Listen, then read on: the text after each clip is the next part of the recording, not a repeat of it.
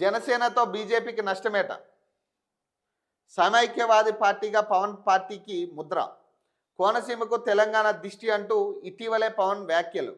Glass పార్టీతో పొత్తును వ్యతిరేకిస్తున్న కమలం కేడరట. రాష్ట్రంలో జనసేనతో పొత్తు లాభం కంటే ఎక్కువ నష్టమే కలిగిస్తుందని బీజేపీలోని మెజార్టీ నేతలు ఆందోళన వ్యక్తం చేస్తున్నారు. బీజేపీలోని తెలంగాణ వాదులు స్వరాష్ట్ర ఉద్యమానికి వెన్నుదన్నుగా నిలిచిన వారు ప్రత్యేక రాష్ట్రం కావాల్సిందేనని మొదటి నుంచి పట్టుబట్టిన నేతలందరూ పవన్ పార్టీతో పొత్తును వ్యతిరేకిస్తున్నారు. ఇందులో ప్రధానంగా ఉత్తర తెలంగాణకు చెందిన నాయకులు ఉన్నారు. పవన్ పార్టీని ఎన్డీఏ భాగస్వామ్య పార్టీగా ఒప్పుకుంటున్నామనే తప్ప తెలంగాణలో మాత్రం పొత్తుకు ససేమీరా అంటున్నారట. ప్రత్యేక తెలంగాణను వ్యతిరేకించి వారం పాటు నిరాహార దీక్ష చేసినట్లుగా స్వయంగా జనసేన అధ్యక్షుడు పవన్ కళ్యాణ్ గతంలో ప్రకటించారని, డిప్యూటీ సీఎం హోదాలో ఉండి కోనసీమకు తెలంగాణ దిష్టి తగిలిందంటూ కొద్ది రోజుల క్రితమే తెలంగాణ ప్రజలపై అక్కసును వెళ్ళగక్కారని గుర్తు చేస్తున్నారు. జనసేన పవన్ కళ్యాణ్ అభిమానులు ఆంధ్ర కాపు సామాజిక ఓటర్లు అధికంగా ఉండే హైదరాబాద్ పరిసర ప్రాంతాల్లో ప్రస్తుతం ఎన్నికలు జరగడం లేదని, ఇలాంటి సందర్భాల్లో జనసేనతో పొత్తు వల్ల ఎలాంటి లాభం ఉండకపోగా నష్టమే జరుగుతుందని విశ్లేషిస్తున్నారట. ఇప్పుడు మీరు ఏదైనా కానీ ఇప్పుడు ఇక్కడ తెలంగాణలో జరుగుతున్నది ఒకటి అంశం. రాజకీయంగా పార్టీలు ఎదగడం కోసం ఏదైనా చేస్తారు, ఏదైనా కానీ. ఇప్పుడు పక్క రాష్ట్రం నుంచి ఆయన రావడం ఏంది? ఇప్పుడు పవన్ కళ్యాణ్ వచ్చి ఇక్కడ ప్రచారం చేస్తే కానీ గెలిచే పరిస్థితి లేదా బీజేపీకి? అంటే మీరే ఒప్పుకుంటున్నారా? ఇప్పుడు ఇక్కడ సరైన నాయకత్వం లేదు, మాకు దమ్ము లేదు, మేము గెలిపించుకోలేం, మా వల్ల కావట్లేదు, కనీసం మీరైనా వచ్చి ఇక్కడ గెలిపించే ప్రయత్నం చేయండి అని మీరు అడుక్కునే పరిస్థితికి వచ్చినప్పుడు బీజేపీ పార్టీ ఇక్కడ నాయకత్వం లేదా? నాయకులు లేరా? ప్రచారం చేసేటోళ్ళు లేరా ప్రజల్లో?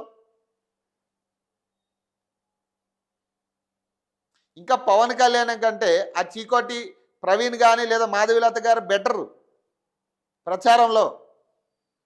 తెలంగాణ అంశంలో కొంత వాళ్ళకి పట్టుంది, తెలంగాణలో వాళ్ళకి కొంత ఫాలోయింగ్ ఉంది.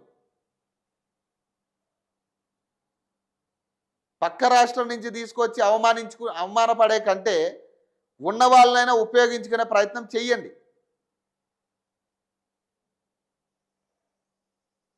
ఇప్పుడు కనీసం చీకోటి ప్రవీణ్ కానీ మాధవిలత గారు వస్తే కనీసం జనమైన గుమ్ముగూడే పరిస్థితి, వాళ్ళకున్న ఫ్యాన్ ఫాలోయింగ్ అయినా కానీ.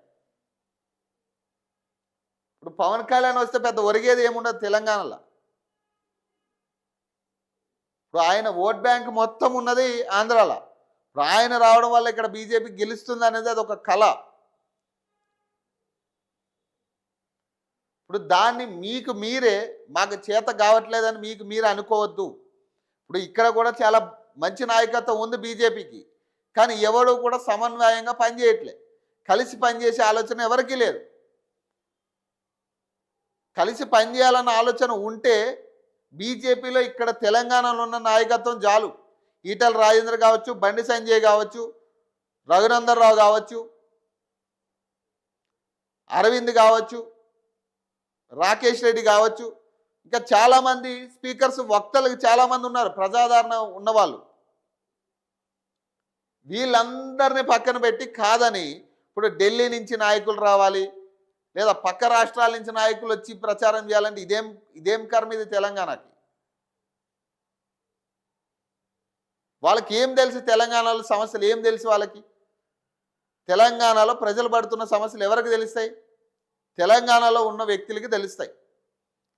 ఇక్కడ రాజకీయాలు తెలిసి ఇక్కడ రాజకీయాల్లో ఉన్న వాళ్ళకి అర్థమవుతాయి అంశాలు. ఇప్పుడు ఎక్కడో పక్క రాష్ట్రాల నుంచి ఢిల్లీ నుంచి నాయకులు వచ్చి ఇక్కడ ప్రచారం చేస్తే వాళ్ళకి నిజంగా ఉన్న తెలంగాణ వాళ్ళ సమస్యలు ఏం తెలుస్తాయి? మీరు ఇచ్చే స్క్రిప్ట్ చదవడం తప్పితే వాళ్ళకు వచ్చేది ఏముండదు. మీరు ఈ సమస్యల మీద మాట్లాడి స్క్రిప్ట్ మీద మాట్లాడినని మళ్ళీ మీరు ఒక స్క్రిప్ట్ రెడీ చేసి వాళ్ళకి అందియాలి. అవి అందిస్తే అవి చదువుతారు అంతే. అంతకు మించి వాళ్ళు చేసేది ఏముండదు. ఏమన్నా ఒక 10 మంది ఒక 100 మంది ఎక్కువ రావచ్చేమో ప్రజలు, అంతే. ఎవరో వచ్చిరేమో, గొప్ప వాళ్ళు వచ్చిరేమో అని చూడడానికి వస్తారు అంతే. అంతకు మించి ఏముండదు అక్కడ.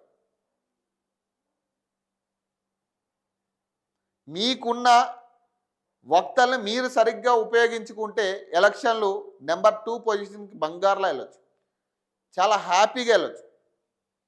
మీకు మీరే పాడు చేసుకున్నారు. బీజేపీ ప్రధానంగా మీ చేతులారా మీరే నాశనం చేసుకుంటా ఉన్నారు పార్టీని కింద స్థాయిలో.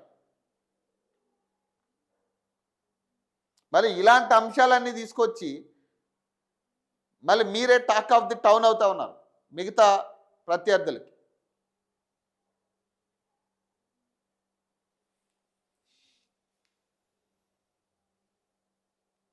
ఇక బండి అరవింద మున్సిపల్ వ్యూహాలట, మేయర్ పదవులు బీజేపీకి దక్కేలా స్ట్రాటజీ అట, అధికార కాంగ్రెస్కు ధీటుగా ప్రణాళికట. కరీంనగర్ నిజామాబాద్ మున్సిపల్ కార్పొరేషన్ల గెలుపును బీజేపీ ఎంపీలు బండి సంజయ్, ధరంపూర్ అరవిందులు ప్రెస్టీజ్గా సవాల్గా తీసుకున్నారట. ఆ 2 చోట్ల సొంతంగా మేయర్ పదవిని దక్కించుకునేందుకు ప్లాన్ చేస్తున్నారట. అందుకోసం కావాల్సిన మెజార్టీ కార్పొరేటర్లను గెలిపించుకునేందుకు కసరత్తు చేస్తున్నారట. అందులో భాగంగా వారిద్దరూ ప్రత్యేకంగా మానిటరింగ్ చేస్తున్నారట. ఎన్నికల షెడ్యూల్ కంటే ముందుగానే అభ్యర్థుల ఎంపికపై ఫోకస్ పెట్టి గెలుస్తారనుకునే అభ్యర్థులను ఎంపిక చేశారట. ప్రస్తుతం ప్రతి డివిజన్లో పర్యటిస్తూ ప్రచారం కొనసాగిస్తున్నారట. ఛాలెంజ్గా తీసుకున్న ఎంపీలట. ఈ ఎలక్షన్ సంజయ్, అరవిందులు ఇంత సీరియస్గా తీసుకోవడం వెనుక పార్టీలో ఉన్న రాజకీయ పరిస్థితులు ఒక కారణమైతే, స్థానికంగా తమ సత్తా చాటుకోవాల్సిన అవసరం మరో కారణం. ఒకవేళ మేయర్ స్థానాన్ని కైవసం చేసుకుంటే పార్టీల్లో ఎంపీల పరపతి అమాంతం పెరిగిపోతుంది. ఆ ఊపు రానున్న అసెంబ్లీ ఎన్నికలకు మిగతా ఏరియాల్లో బూస్టింగ్గా ఉపయోగపడుతుంది. ఓడిపోతే మాత్రం సొంత నియోజకవర్గంలో సత్తా చూపించలేకపోయారనే అపవాదను మూటగట్టుకోక తప్పదు. అందుకే ఆ ఇద్దరు లీడర్లు ఎలాగైనా కార్పొరేషన్లో బీజేపీ జెండా ఎగరవేయాలని తపనతో పనిచేస్తున్నారట. ఆ ఇద్దరు ఎమ్మెల్యేలే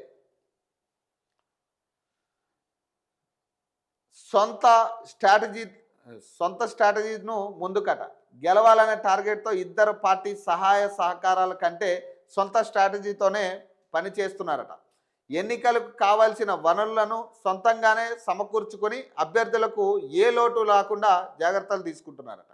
కరీంనగర్లో 66 డివిజన్లు ఉండగా గత ఎన్నికల్లో 13 మాత్రమే గెలిచారట. కానీ ఈసారి 40కి పైగా స్థానాల్లో విజయం సాధించి ఎవరి సహకారం లేకుండానే మేయర్ పదవిని సొంతం చేసుకోవాలనే ప్లాన్తో సంజయ్ ఉన్నారు. నిజామాబాద్లో 60 డివిజన్లు ఉండగా గత ఎన్నికల్లో 24 స్థానాల్లో విజయం సాధించి అతిపెద్ద పార్టీగా నిలిచింది. కానీ బీఆర్ఎస్ మజ్లిస్ కలవడంతో మేయర్ పీఠం గులాబీ పార్టీకి దక్కింది. ఈసారి కనీసం 40 స్థానాల్లో గెలిచి మేయర్ పదవిని దక్కించుకోవాలనే ప్లాన్తో అరవింద్ ఉన్నారట.